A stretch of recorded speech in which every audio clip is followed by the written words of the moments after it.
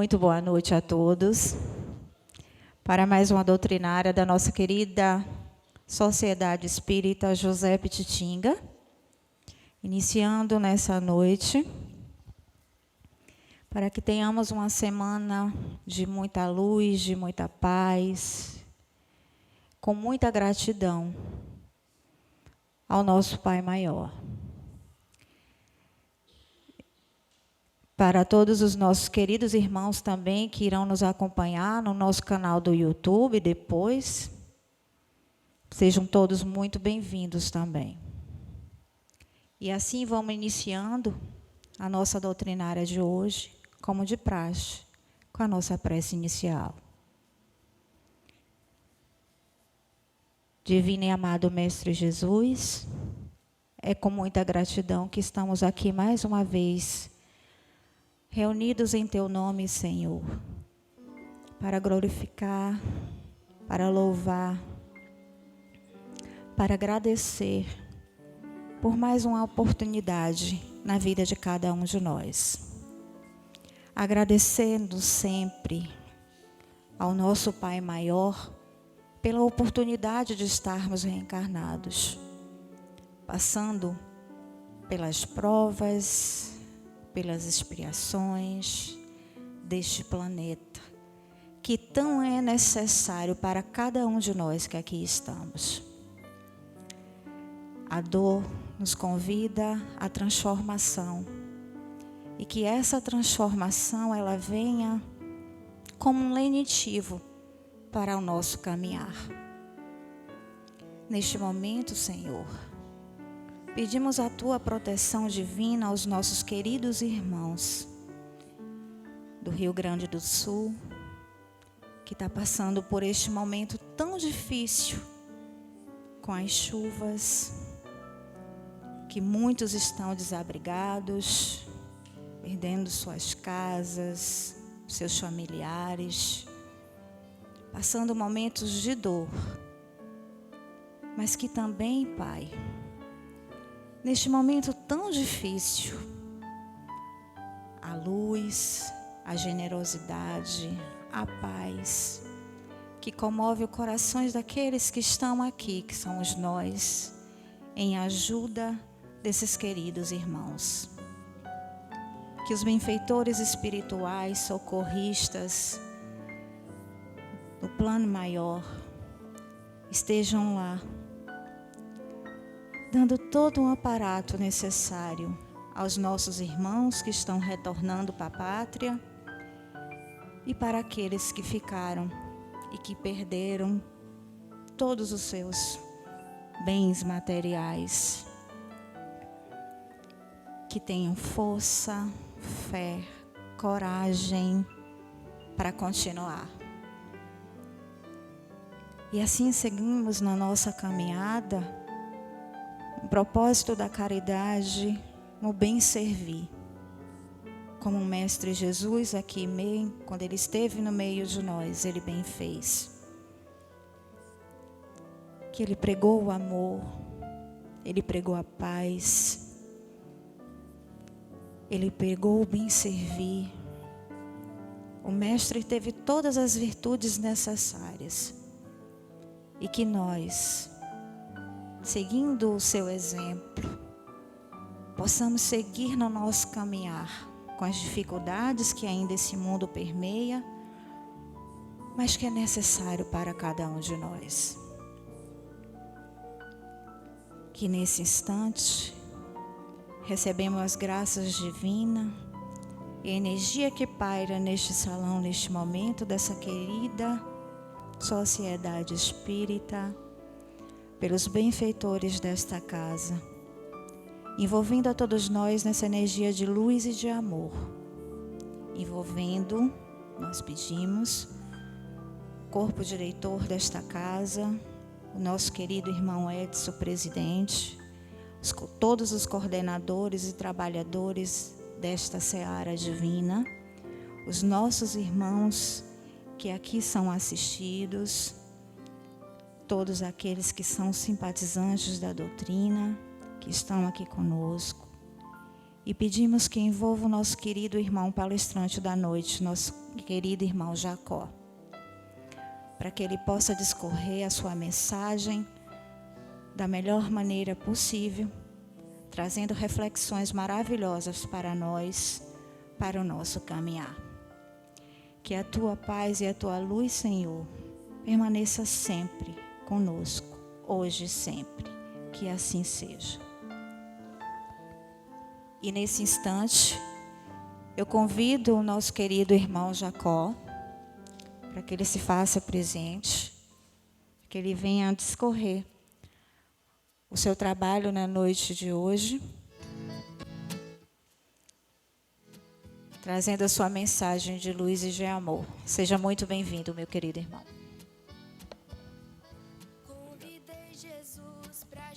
Boa noite, gente. Dá para essa daqui da frente? Desligar a luz daqui da frente.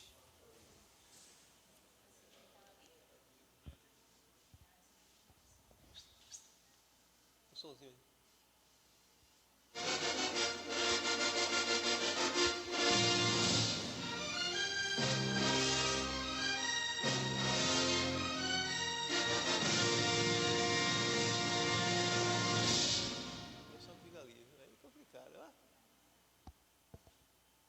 Jesus, Joana e problemas na família. É um trabalho disponível no site do NEP São Carlos, né? Fiz uma revisãozinha aqui, estou repetindo para vocês. Um dos poucos trabalhos que eu alterei, que eu fiz lá, né, que eu editei, e que mexeu comigo.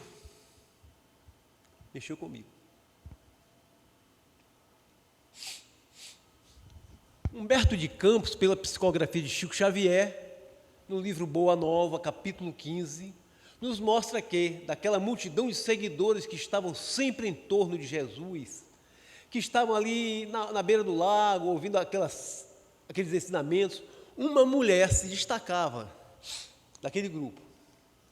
Era uma mulher nobre, era uma mulher das mais renomadas da sociedade, daquela pequena cidadezinha pesqueira de Cafarnaum. Essa mulher era Joana, esposa de Cusa. Cusa era um administrador, um intendente de Herodes, Antipas, filho de Herodes o Grande, portanto, um homem público. Antipas, para quem não sabe, era um tetrarca. Deixa eu corrigir logo, porque tem professor de português aqui, que eu estou vendo logo aqui. As palavras proparoxítonas no nosso idioma, elas têm que estar acentuadas, Antipas. Mas há uma exceção lá na regra, que as palavras de origem estrangeira não precisam. É por isso que eu deixei assim. Porque eu tenho Bíblia acentuada e tenho Bíblia sem acento também. Mas o que quer dizer isso? O que quer dizer um tetrarca? Tetrarca é aquele que divide o poder com mais 3 homens.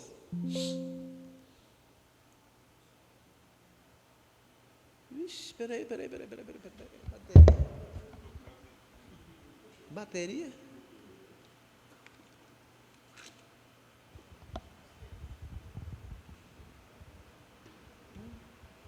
Não. Tá ligado aqui, tá, né? Hein? Então até aqui tem energia, né? Tem. Daqui pra cá. Pode ser que... Espera aí, deixa eu ver aqui.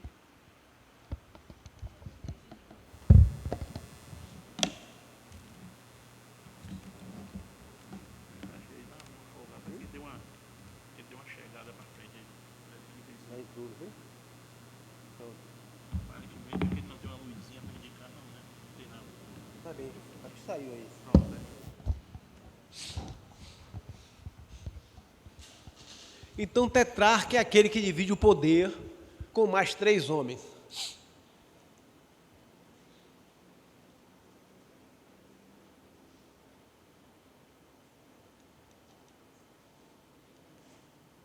Então, à época de Jesus, tínhamos uma tetrarquia, onde Antipas era responsável pela região da Galileia e também da Pérea. Galileia mais em cima, Pérea mais embaixo, do lado tem ali a Decápolis. Nós vamos encontrar outros que eram responsáveis pela região da Judéia, pela região da Samaria, mas o Antipas era o responsável por essa região. E ele tinha os seus funcionários, seus homens de governo, e Cusa era um deles. Nós dizemos Joana de Cusa porque, à época, não existia sobrenome. Se eu queria identificar Simão Pedro, eu dizia Simão Bar-Jonas, que quer dizer Simão, filho de Jonas, porque Bar, o prefixo Bar, em hebraico, é filho. Ou então eu diria Simão de Cafarnaum, que é a cidade de onde ele veio.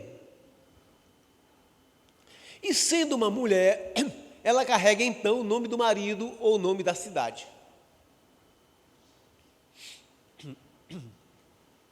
Nós conhecemos Maria, a mãe de Jesus, por exemplo, por Maria de Nazaré, a cidade, ou então Maria de José, o esposo. Madalena, como Maria de Magdala, da cidade de onde ela veio, né?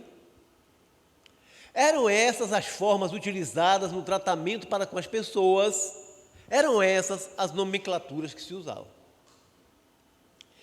E aqui então nós temos a Joana de Cusa, que estava estabelecida naquela cidade de Cafarnaum. Cafarnaum era uma cidade onde se encontrava pesca em abundância. Então ali viviam diversos pescadores, entre eles alguns conhecidos nossos, né? Como Simão Pedro, André, Tiago e João, filhos de Zebedeu. Criou-se, portanto, ali um movimento comercial respeitável.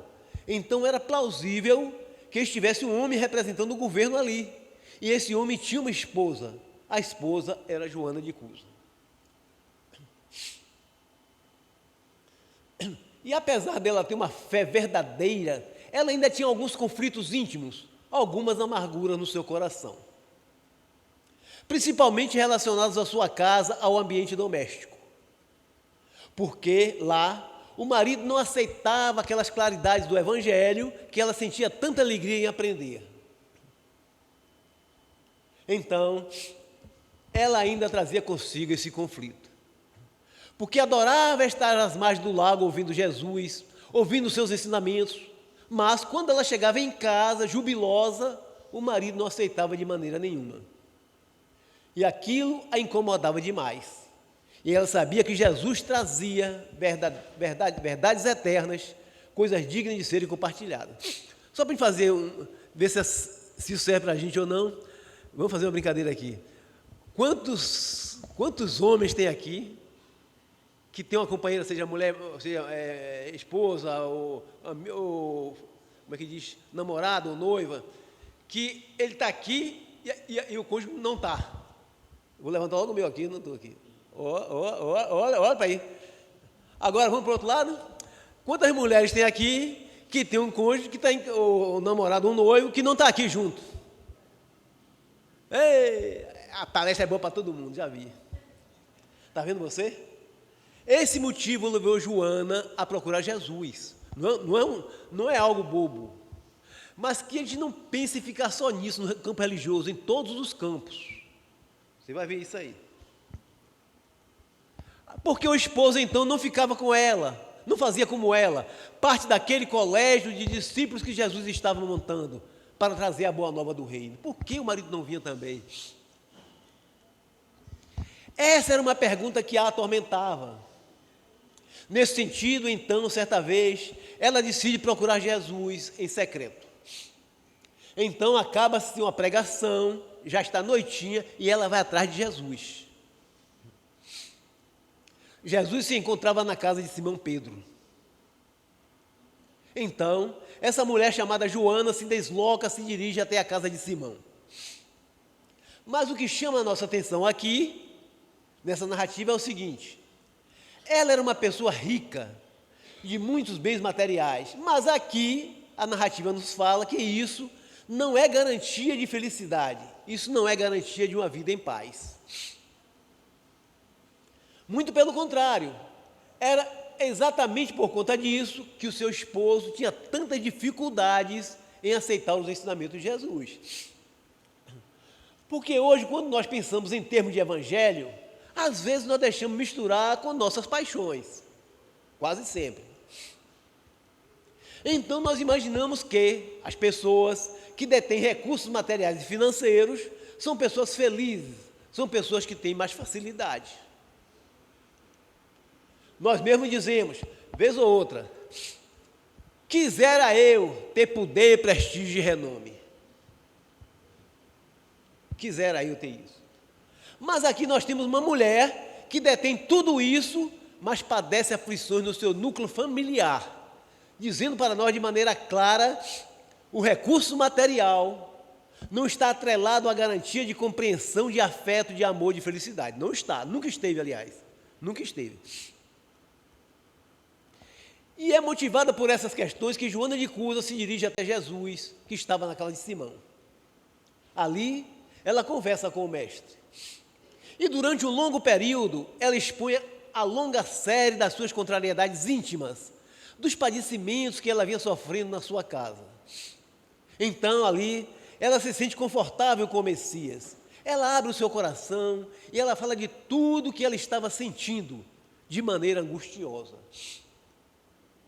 Jesus ouve com carinho, com paciência, como lhe era peculiar. Jesus tinha uma afeição enorme ao conversar com as pessoas, mas, principalmente, ao acolher as suas dores, ao perceber que, quando alguém vai até ele, motivada por uma aflição, é porque confia nele como uma possibilidade de solucionar. Como nós, quando nos aproximamos de pessoas queridas e trazemos problemas. Nós confiamos que aquelas pessoas terão ali os conselhos, as elucidações, para nos esclarecer um pouco diante dos conflitos. Dessa forma, Jesus acolhia Joana. E ela dizia que o companheiro não tolerava aquela doutrina. Ele era um homem de Estado e ele ficava se equilibrando entre os deuses do povo romano e as preferências da comunidade judaica. Porque como ele era um homem da administração do Estado, era quase um político. Ele não podia se comprometer. Então ele ficava equilibrando-se como numa corda bamba. Ele dizia ter religião dos deuses romanos para os imperadores da época de César, para aqueles que o representavam. Ele dizia que adorava os deuses romanos. E para aqueles mais próximos da comunidade do povo judeu, ele dizia seguir os preceitos de Moisés. Mas nenhum nem outro era verdadeiro. Isso é muito comum hoje ainda. Isso é muito comum hoje. E isso impossibilitava, então, de se aproximar dos ensinos de Jesus. Ele sempre estava um pouco resistente, estava fechado. E Jesus ouvia toda aquela reclamação, ouvia todas aquelas injúrias que estavam sendo ali colocadas, ouvia tudo aquilo com bastante carinho, com bastante atenção.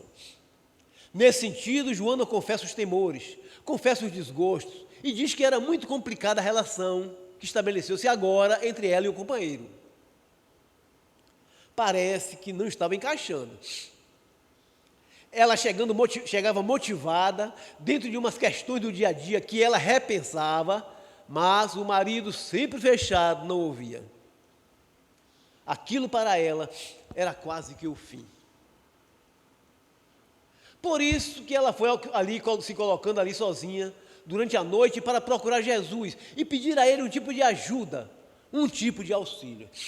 Olha, ela era muito rica, muito influente na cidade. Ela podia ter procurado alguém influente, alguém rico. Vai procurar um peregrino, né? O sublime peregrino da Galileia. Veja você. Jesus então pondera carinhosamente, depois de ouvir tudo isso, ele diz assim: mas Joana, só há um Deus, que é o nosso Pai, e só existe uma fé para as nossas relações com o seu amor. Enfim, é como se Jesus dissesse assim: não se preocupe não, Joana, não é necessário se preocupar com ele não, se preocupa não, porque mais dia menos dia ele irá compreender. Porque Deus só há um, não é necessário toda essa angústia, e a fé também é apenas uma, que é o nosso amor na relação para com Deus.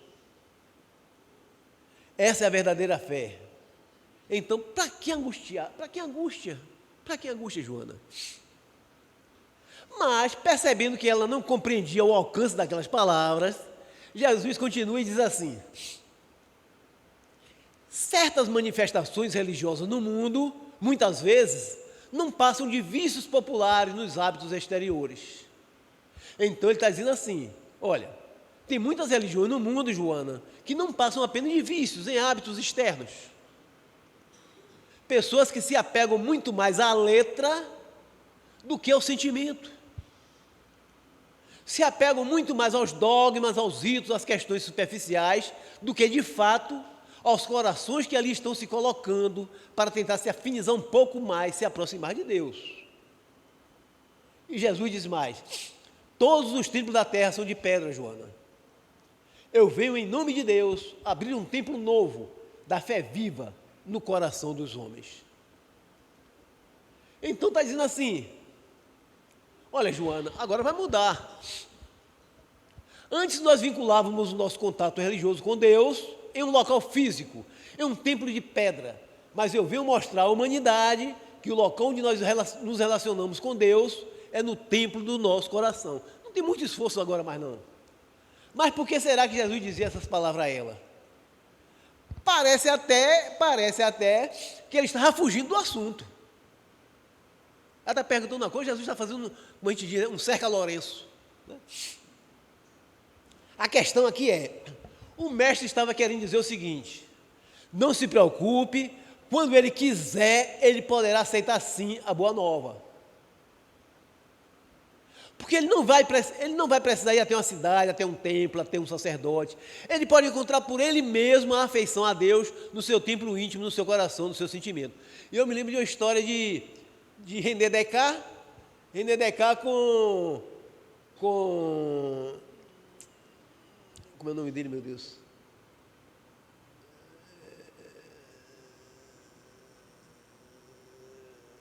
Tem até uma linguagem de programação.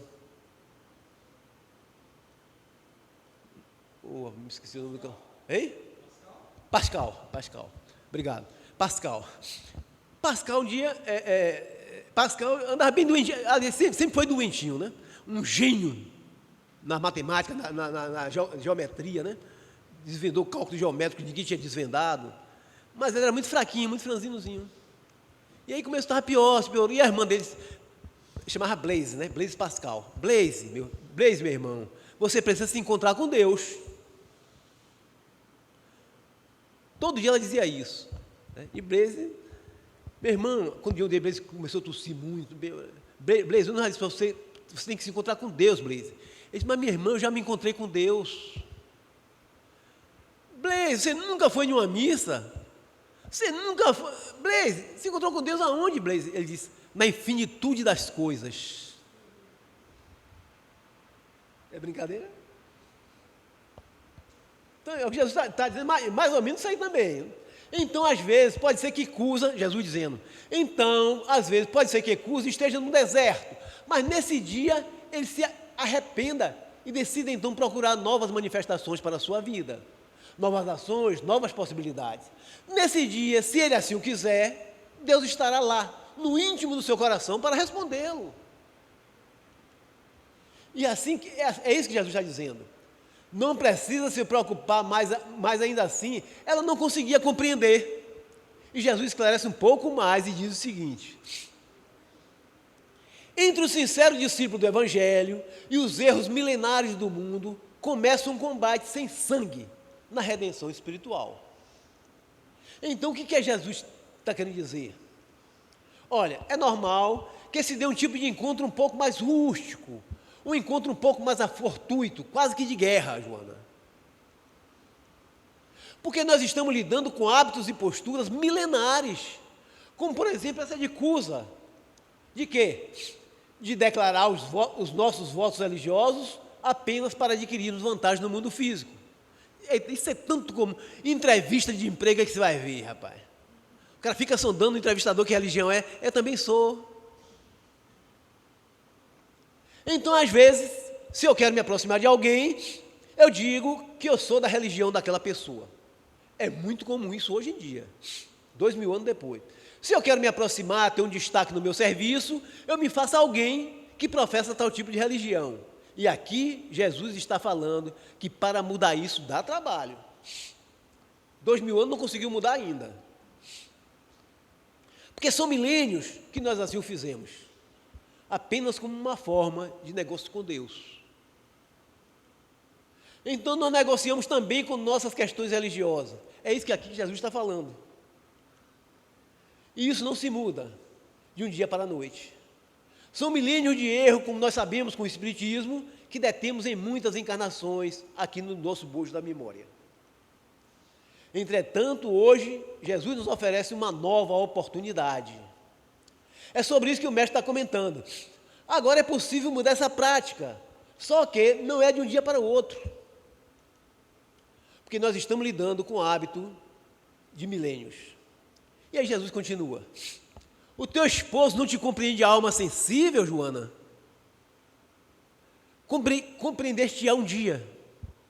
Compreendeste-á um dia. E Jesus fala assim, olha, ele não compreende hoje, um dia ele compreenderá. Nós não somos espíritos imortais, para que essa pressa toda? Né? Nada está perdido. Pode ser que ele hoje não se afinize com as suas postulações evangélicas, mas isso não é determinante, isso não será para sempre, pois é da lei que todos progridam. É da lei que nós estejamos cada dia melhor, cada dia mais belos espiritualmente falando.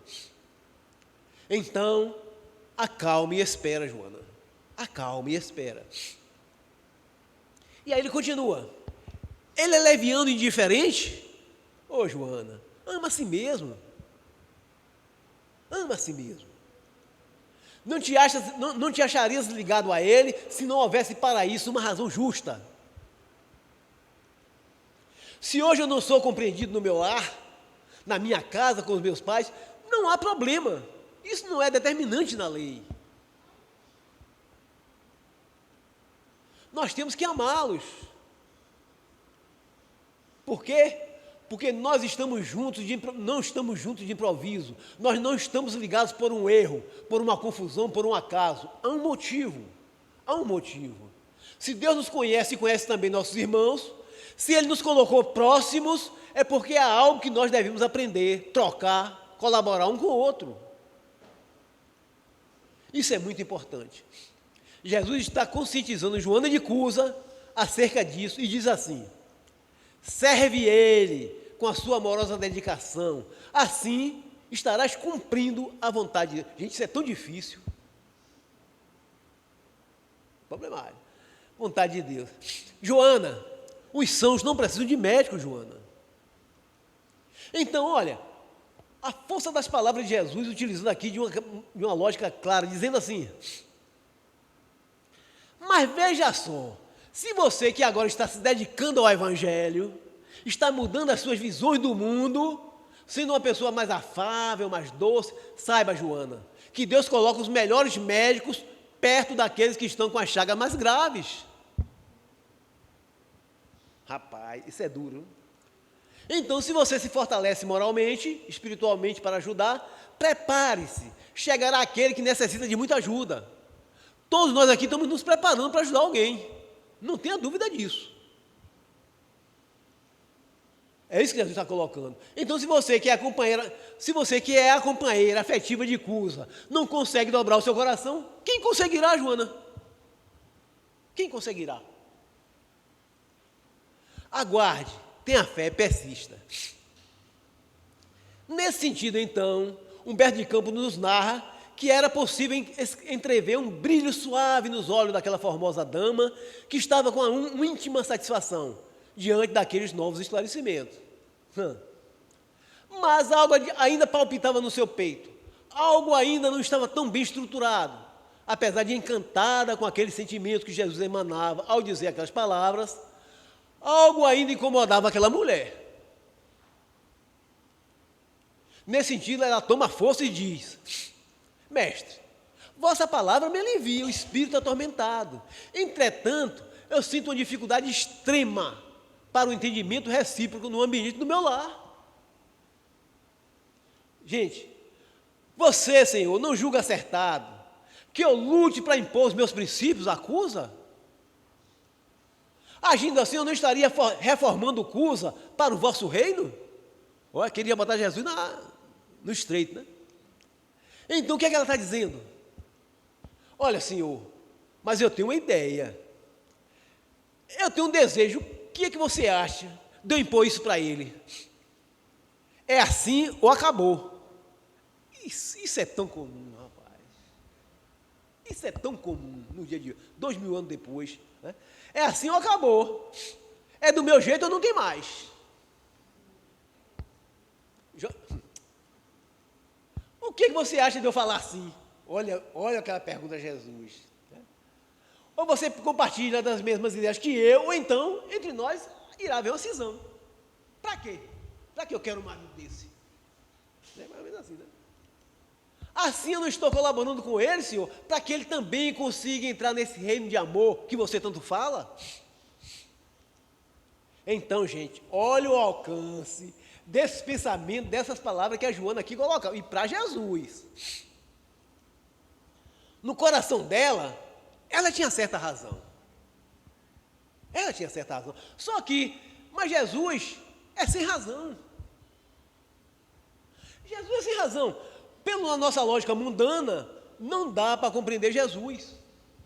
Ainda. Não dá. Quem de nós não tenta impor as coisas que nós acreditamos serem corretas às pessoas que nós amamos? Todos nós ainda. Né? Mas não é assim que funciona. E Jesus vai explicar por quê. Aí vai começar uma aula de psicologia agora. Eu disse a Cristina, quarta-feira, foi quarta-feira parece, né? Eu disse a Cristina que ela que pediu essa palestra para lá, né? Eu disse, tu vai perder um bocado de cliente. Vai ficar com esse trabalho aqui. E Jesus vai explicar o porquê. O Cristo sorri diante daquelas palavras e com serenidade pergunta: quem sentirá mais dificuldade em estender as mãos fraternas? Será o que atingiu as margens seguras do conhecimento com o Pai? Ou aquele que ainda se debate entre as ondas da ignorância ou da desolação, da inconstância ou da indolência do espírito? O que Jesus está dizendo? Olha, Joana, você percebe o que você deseja fazer? Olha o que você está perguntando a mim, Joana. Você está dizendo assim: olha, eu vou obrigar o meu marido a ceder. É isso mesmo que ela queria. Obrigar o marido. Como tem muita que quer obrigar o marido e o marido obrigar a mulher, né? É assim. E aí Jesus volta com outra pergunta. Jesus pergunta o seguinte: para quem é mais fácil estender a mão da caridade e da fraternidade? Aquele que já está seguro dos conhecimentos de amor e renúncia na base sólida da margem do rio? Ou aquele que ainda se debate entre as correntezas? Joana não dá um pio, viu? Joana está quieta. É muito mais fácil ceder aquele que já tem a capacidade de amar. É muito mais fácil ceder para aquele que já tem a capacidade de renunciar. Mas nós no mundo somos enganados. Nós imaginamos e queremos que ceda aquele que ainda não consegue compreender, gente. É sempre assim. Quem sabe não quer ceder. Nós, Joana, não alcançaríamos êxito assim. Porque é muito mais fácil e mais simples que aquele que tem um conhecimento superior ceda àquele que ainda ignora certas coisas. É lógico isso. É uma lógica. É isso aqui que Jesus está dizendo. Então, agora, Joana, você conhece ao Pai de amor, que vela por todos nós, você já tem mais capacidade de suportar a dor, que é sacrificar-se pela pessoa amada, Joana. Cusa ainda não, Joana. E você deseja inverter o processo, minha filha? Olha, se a gente não inverte esse processo,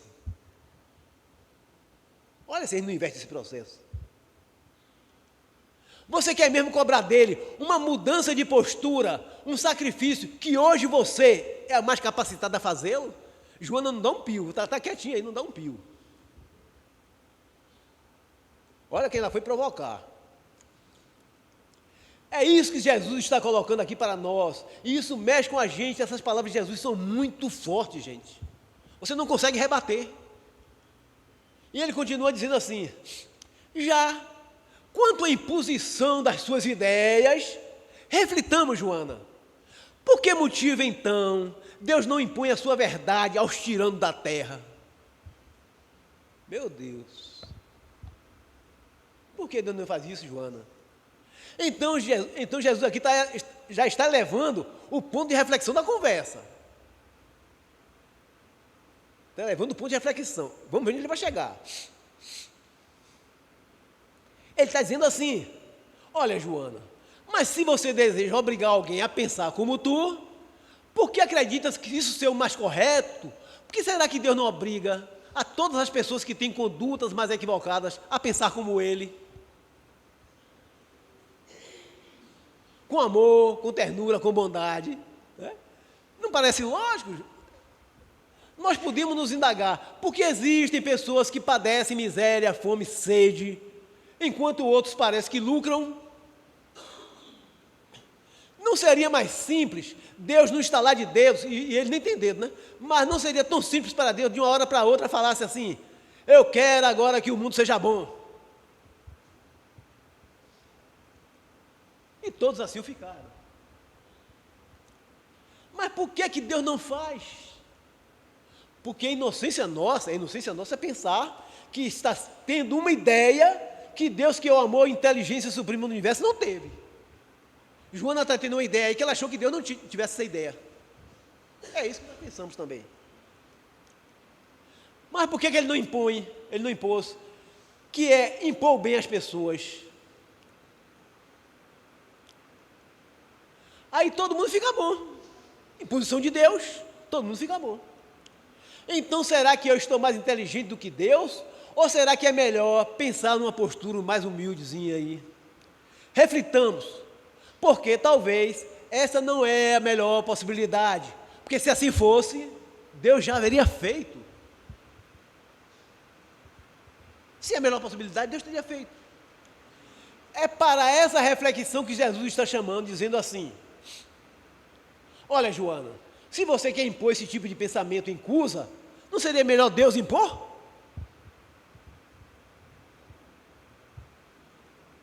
Deus teria mais capacidade de sucesso do que você.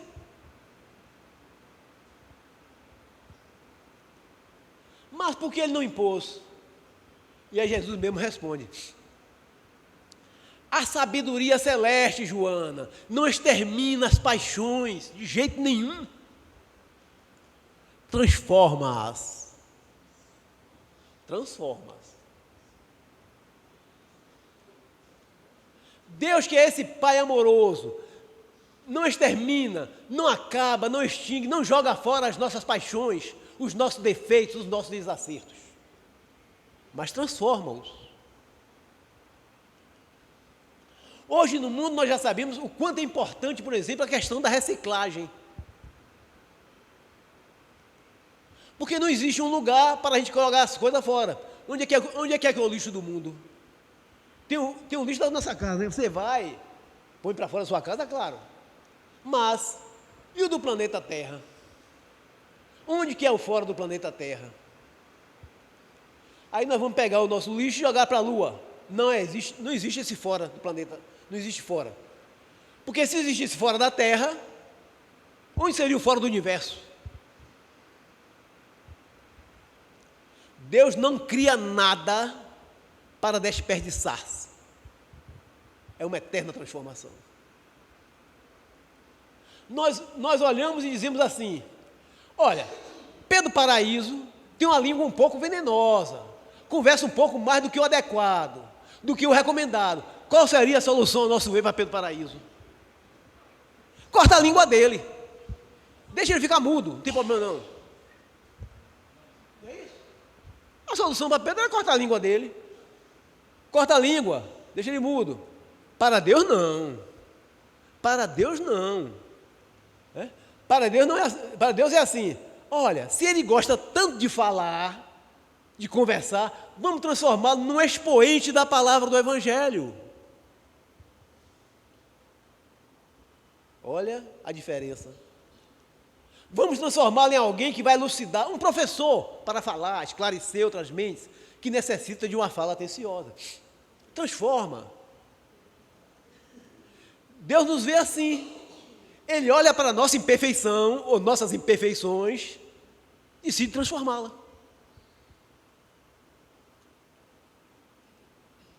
Nunca jogar fora, nunca exterminar. Então aqui Joana queria jogar fora aquilo que Cusa acreditava, para impor a ele ideias novas dela.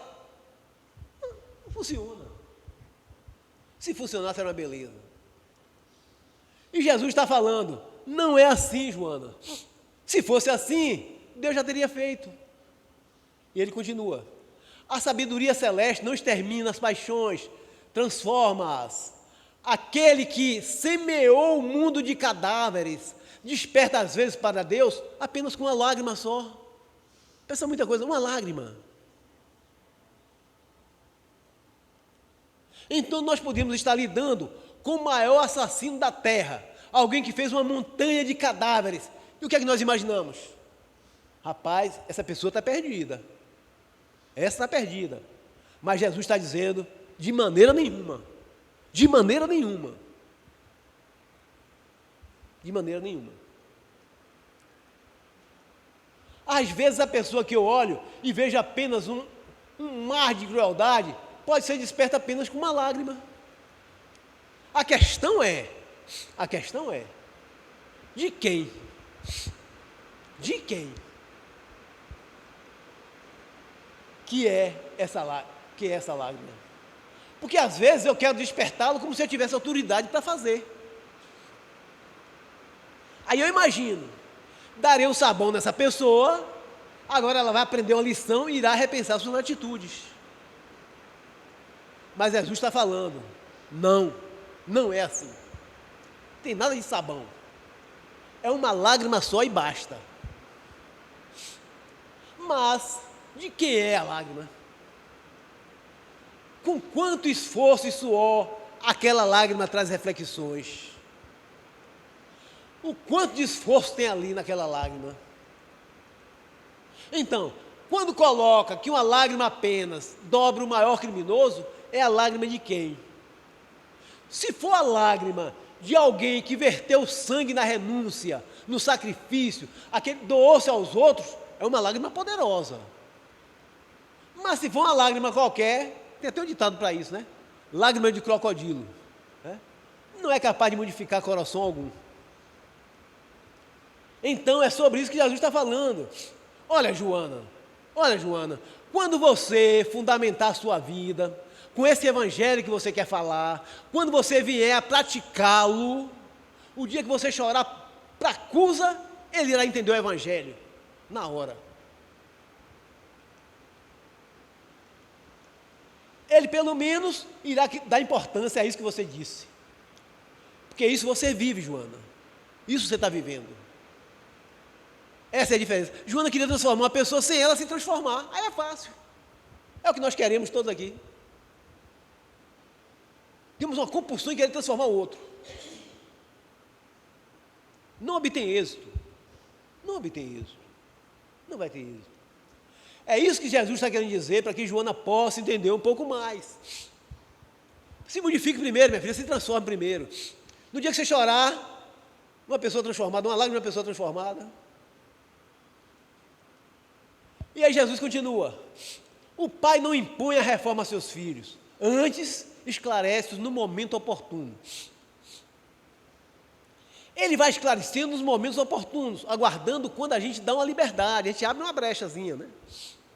Então é como se Deus, e assim mesmo, pois Deus é onipresente, está em toda parte, então Ele nos acompanha em todos os lugares, esperando às vezes durante um ano todo, um dia, que você vai estar mais receptivo, a fazer uma oração mais profunda, e algo vir a modificar o seu coração. É esse momento. Você consegue retirar uma mágoa, você consegue tirar um rancor, uma semente de ódio que está ali prestes a desenvolver. Deus aproveita essa brechazinha e entra. Então, Deus aguarda às vezes um segundo, que é um momento oportuno, para a gente modificar a nossa jornada. Deus não opera com violência, Ele opera com o tempo. É por isso que Jesus está dizendo, vai para casa, Jonas, se acalma, espera. E Jesus continua, Joana, ser fiel a Deus. Ser fiel a Deus, amando o teu companheiro do mundo, como se for um filho. Não percas o tempo em discutir aquilo que não é razoável. Você não vai obter êxito. Deus não trava contendas com as suas criaturas e trabalha em silêncio por toda a criação. Então, para que nós discutirmos, às vezes, coisas que não nos levarão a lugar algum? Se uma discussão entre duas cabeças duras, duas pessoas que não cedem, levasse a algum lugar, isso seria mais usado. Pode usar isso aí que vai funcionar. Se uma discussão com alguém que não quer mudar de ideia, resolvesse alguma coisa, Deus mesmo parar para discutir com a gente. Cabeça dura aqui, Deus não é cabeça dura, vinha e resolvia o problema. Não era difícil. Por que que a gente vai dormir e Deus não aparece e discute? Fala, dá um sabão na gente, né? Porque não adiantaria. Não adiantaria. É necessário estar receptivo. A palavra é essa, receptivo. Sem recepção, não há aderência. Não há aderência. O coração não adere. Receptivo aos conhecimentos divinos. Nós sabemos disso. Quantos embates nós travamos em todas as áreas do relacionamento humano? Áreas trabalhistas, áreas sociais, política, amorosa, religiosa, às vezes esportiva, entre duas pessoas que não desejam ceder. Não desejam ceder. É apenas um impondo à outra o que acredita e não sai do lugar. Muito pelo contrário, geralmente piora. Porque ninguém cede. E quando nós não cedemos, nós estamos duros. São duas coisas duras que se chocam, ferem e quebram. Pronto, acabou. E isso nós chamamos de quê? De dor, de ressentimento, de mágoa, de infelicidade, etc. Então é sobre isso que Jesus está dizendo. Joana, para que você vai ficar discutindo com Cusa, se você já percebe que ele não está disposto a ouvir? Aguarde, espere, tenha fé. Nesse sentido, então, Jesus diz, vai, esforça-te também como Deus, no silêncio, Joana, no silêncio. E quando convocado ao esclarecimento, tu fala, vai aparecer a oportunidade de você falar, você fala. Verbo doce é o endereço energético da salvação, segundo as circunstâncias. Então Jesus está dizendo assim, olha, a senhora vai trabalhando no silêncio, quietinha, um dia de cada vez, no momento oportuno, vai chegar a hora de você falar. Mas cuidado, cuidado. Nesse dia, esteja preparada. Não é só falar por falar, tem que estar preparado. Porque o nosso grande desafio é estar atento o tempo todo. O vigiar Jesus é muito difícil para nós. Tem que estar atento.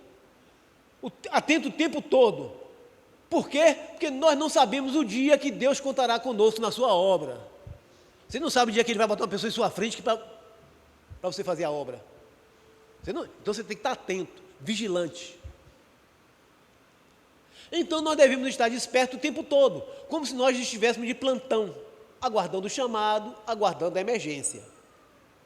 Então, no dia que Deus falar, olha, hoje aquela pessoa que você tanto ama está disposta a ouvir. Hoje aquele coração um pouco mais rústico, mais amolecido, está mais amolecido um pouquinho. Está um pouquinho mais cândido. É hoje que você vai falar. Aproveite agora, minha filha, vá lá. Mas saiba usar aí da doçura e da energia. Porque a gente ou é muito doce ou é muito enérgico. Ao mesmo tempo, a doçura e a energia. Porque às vezes nós somos tão doces, mas aí é demais, passa da medida. Ou então a gente é tão enérgico que queima quase igual a fogo. Não resolve assim. Não resolve. Então é necessário agir como se fosse fazer um melaço. Você juntaria o açúcar no fogo, você vai mexer, vai fazendo um melaçozinho usando dos dois. É quente, mas é doce. É quente, mas é doce.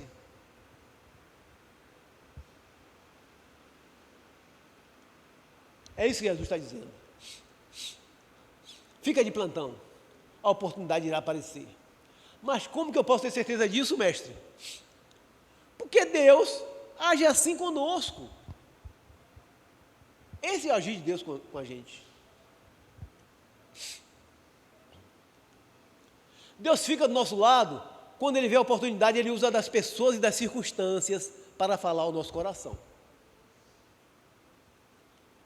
Nesse sentido, então, Joana recebe as últimas instruções de Jesus, que diz a ela: Joana, volte ao lar, ame o teu companheiro como um material divino que o céu colocou nas tuas mãos, para que talhes a obra da vida, sabedoria e amor. Vai para casa. Joana de Cusa tinha agora um coração aliviado enquanto ouvia as últimas palavras. E Jesus dizia: vai, filha, sê fiel. Os dias se passaram e aquela distinta mulher tinha os ensinamentos do mestre como que gravados no seu próprio peito. Procurou esquecer todas as características inferiores do companheiro.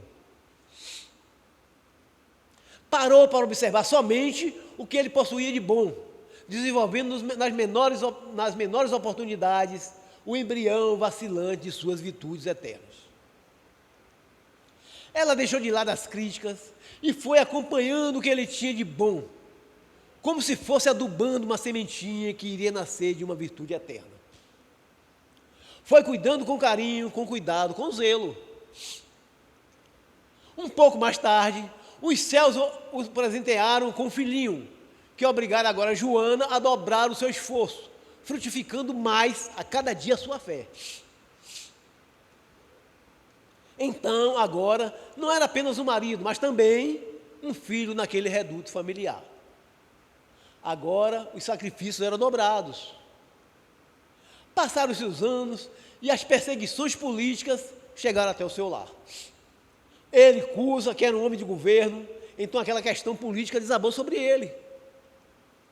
Cusa, diante daquelas suas ideias de vingança, por ter perdido aquela posição privilegiada, por conta daqueles pensamentos odiosos da vaidade, que estava sendo cada vez mais ferida, acabou tornando o próprio corpo enfermo. Caiu doente e veio a desencarnar. Joana agora passava por dificuldades.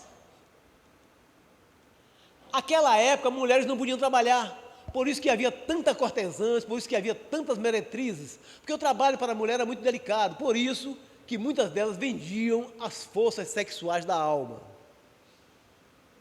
E ela começou então a passar necessidade. Não tinha mais um renome político, não tinha mais o auxílio do marido, era ela e o filhinho. Começaram a passar necessidade de alimento, de moradia, de tudo. Nesse sentido, Joana tomou uma atitude. Ela decidiu arranjar um trabalho, qualquer que fosse, queria trabalhar, honestamente. E as suas amigas se reuniram para chamar sua atenção, porque ela era de uma classe mais alta. Mas, Joana, você vai se dobrar a uma circunstância como essa? Vai trabalhar para os outros? Você vai se humilhar dessa maneira?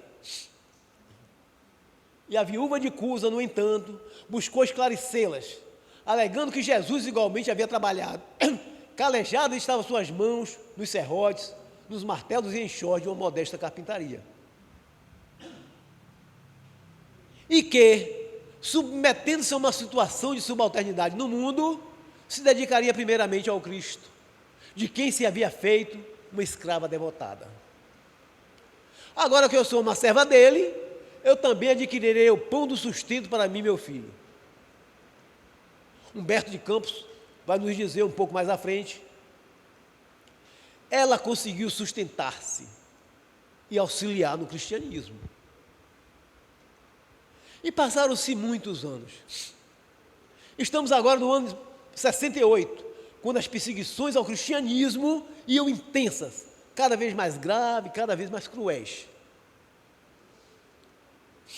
E nós vamos encontrar num desses espetáculos sucessivos do circo romano, que era para onde levavam-se os cristãos para serem devorados por leões, para passarem ali pelos shows de crueldade e aspereza, né? Nós vamos encontrar uma velha discípula do Senhor, amarrada a um poste de martírio, ao lado de um jovem que era o seu filho. A senhora que ali se encontrava já estava com os cabelos beijados pela neve, grisalhos. Era a mesma Joana que outrora fora respeitada pelas pessoas. Tinha uma aparência bela, hoje já é uma senhora com os cabelos brancos como a neve. Ante o vozerio do povo, foram ordenadas então as primeiras flagelações. Ela estava amarrada, juntamente com seu filho, no meio de uma arena, e foi ordenada a primeira flagelação. Uma voz gritara ao alto: abjura! Exclamavam dos executores. Abjura quer dizer negue o que você professa, negue, desista disso. A antiga discípula do Senhor contemplava o céu sem uma palavra de negação, queixa ou revolta. Bateram nela, mas bateram com vontade. Ela se manteve firme. Viraram então o chicote para o moço ao seu lado. E aquele jovem que já era um homem dizia: repudia Jesus, minha mãe, não vês que nós perdemos? Abjura por mim que sou teu filho. Pela primeira vez dos olhos daquela mulher, daquela Marte, corria lágrimas, como uma fonte abundante. As rogativas do filho eram como espadas de angústia que lhe retalhavam o coração. A cada grito do filho amado, era como se fosse uma facada, era como se fosse uma espada desferida sobre o seu corpo. Doía demais. Abjura, ele continuava a gritar. E diante dos seus olhos, dos olhos daquela velha Joana, passavam-se então todas as lembranças de sua vida. Ela via tudo como se um filme passasse sobre a sua tela mental. Continuava ouvindo os apelos desesperados do filho amado. E aí, nesse momento, antes dos apelos desesperados, nesse momento ela tem uma lembrança. Olha, ela recorda que Maria, que era mãe do seu mestre, mãe de Jesus, também fora uma mãe como ela, e viu o seu Jesus crucificado no madeiro, sobre a infâmia, a injúria dos outros. Entretanto, Maria soubera conformar-se com o desígnio de Deus. Ela soube suportar, ela soube estar ali, e acima dessas recordações, ainda parava uma outra na cabeça da ex-esposa de Cusa. Era a voz meiga daquele rabi da Galileia, quando dizia a ela, há muitos anos atrás, naquela noite escura, na casa de Simão Pedro: vai, filha, sê fiel, sê fiel. Então ela foi como que possuída de uma força sobre-humana, e a viúva de Cusa contemplou a primeira vítima ensanguentada aos seus pés. Ela viu ao seu lado a gritar, o jovem todo ensanguentado, todo ferido, era seu filho. E fixando no jovem um olhar profundo, inexprimível na sua dor e na sua ternura, lidando com aquele conflito de sentimentos, o que é para uma mãe ver um filho assassinado sem poder fazer nada, ela exclama firmemente: cala-te, meu filho, cala-te. Jesus era puro e não desdenhou o sacrifício. Saibamos nós sofrer na hora dolorosa, porque acima de todas as felicidades transitórias do mundo, é preciso ser fiel a Deus. A esse tempo a plateia aplaudia delirante. Os verdugos então começaram a incendiar ao redor dela, tocar fogo na fogueira, né? E em poucos instantes as labaredas já começavam a lamber aquele corpo velho. Joana de Cusa então contempla com serenidade todos os populares que lá estavam, que não entendiam o seu sacrifício. Os gemidos de dor lhe morriam abafados no peito. Então ela estava sendo queimada, mas não gritava, não gritava. A dor da queimadura abafada no peito oprimido, os algozes da marcha, aqueles que estavam ali praticando aquele assassinato, praticando aquela crueldade, chegaram mais de perto e começaram a desferir impropérios. Palavras ditas eram com farpas, e diante da fogueira e da senhora sendo incendiada, perguntou um deles, que estava com um olhar mais sombrio. Vendo a firmeza dela, apesar de toda a angústia física e também espiritual, emocional, pergunta: vem cá, mas esse Jesus, esse teu Cristo, só te ensinou a morrer? Nesse instante, ela, concentrando a sua capacidade de resistência, teve ainda força para murmurar: meu mestre não me ensinou só a morrer, mas ensinou também a te amar. A te amar. Nesse instante, aquela velha senhora sente então uma mão consoladora lhe tocando suavemente e ouve uma voz carinhosa e inesquecível: Joana, tem bom ânimo, eu estou aqui. Eu estou aqui. Era Jesus o Cristo, o nosso Mestre. Então que a gente possa aproveitar essa lição, não só no campo de trazer a esposa para cá ou o esposo para cá, mas em todos os sentidos da vida de relação, seja no trabalho, na vizinhança, certo? Em todo o setor da nossa vida de relação, a gente tem que ter esse comportamento que Jesus passou para Joana e passou para todos nós. Essa Joana, claro, vocês conhecem que era Joana de Ângeles, né? Depois veio a ser Joana de Ângeles. É Joana de Cusa. Então você vê quando ela aí não era um espírito, era um espírito ainda ignorante, né? Mas já com uma tendência de buscar Jesus, de encontrar com Jesus.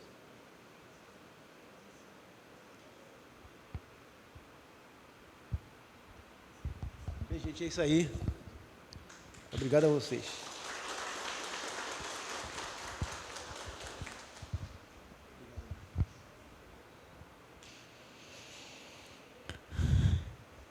Gratidão, nosso querido irmão Jacó, por trazer a sua mensagem da noite de hoje, essa belíssima passagem da nossa querida irmã Joana de Ângeles. E a gente sabe bem quem é Joana de Ângeles hoje, para nós, um espírito iluminado que trabalha na seara divina, trabalha os problemas psicológicos e passou por tudo isso. E a gente, né, tem a nossa família, a gente faz as nossas escolhas de quem a gente reencarna, mas a gente tem aquela coisa, a grama do vizinho sempre é melhor do que a nossa. A gente não percebe que aqueles que estão ao nosso lado, ao nosso redor, é que nos faz crescer nessa nossa jornada. E a gente escolhe virmos juntos e, de repente, por percalços da vida, por não ser do jeito que a gente quer, a gente às vezes quer abandonar o barco. E não é bem assim. Nós estamos juntos para caminhar e seguir, né, num propósito que é desse progresso da nossa vida. E aí, gratidão, meu querido irmão, por mais essa oportunidade de aprendizado. E assim a gente vai dando os avisos da noite de hoje. Teremos nossa evangelização infantil. Olha que card lindo.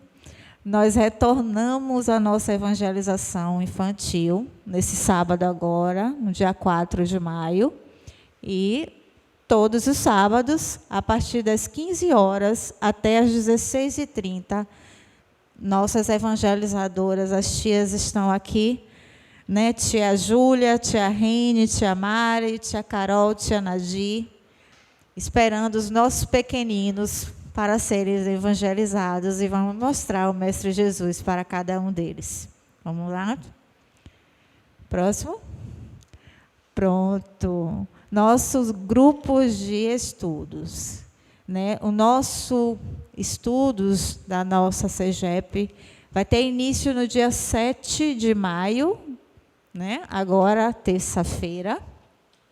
Terça-feira, às 19 horas, teremos o ESG 1, ESG 2, o Livro dos Espíritos. E na quarta-feira, dia 15/5, às 19 horas, daremos início ao estudo de educação mediúnica, aqui na nossa CEGEP. Então, estão todos convidados que venham a estudar conosco, a partir de terça-feira, com o ESG 1, ESG 2 e o Livro dos Espíritos.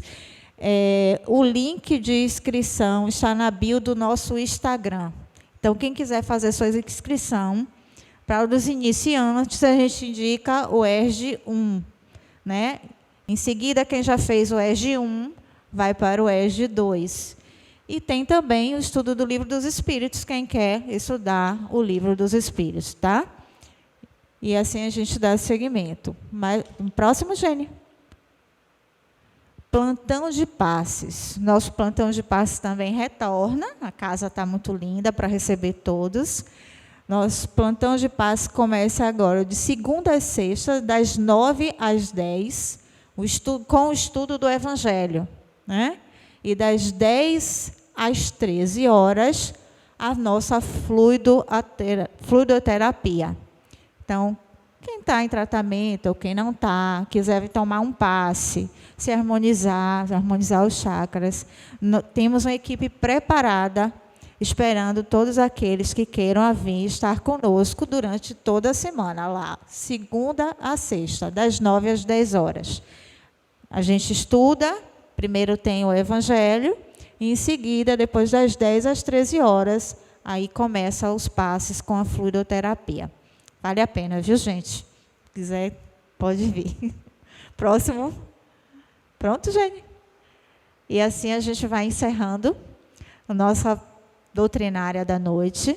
Vamos para a segunda etapa, que é o nosso trabalho da fluidoterapia. Convido nossos irmãos passistas. E assim a gente vai encerrando. Nossos irmãos já estão passistas. Com o decorrer do horário, passe coletivo? Não? Passe individual.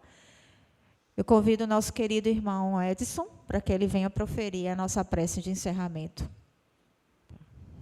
E todos tenham uma boa noite.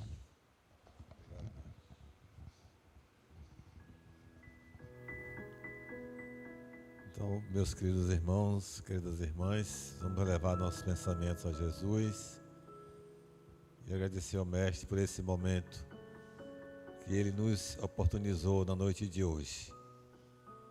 Amado Mestre Jesus, obrigado, Pai, pela oportunidade aqui estarmos mais uma vez nesta casa de oração, bebendo dessa fonte inesgotável de luz, que é o Teu Evangelho, e com essa mensagem maravilhosa que o nosso irmão Jacó nos trouxe na noite de hoje, iluminando nossas consciências, nos alertando para a necessidade de buscarmos uma convivência harmoniosa e fraterna na medida em que aprendemos, Senhor, a respeitar o entendimento do outro, o tempo do outro e o ritmo do outro.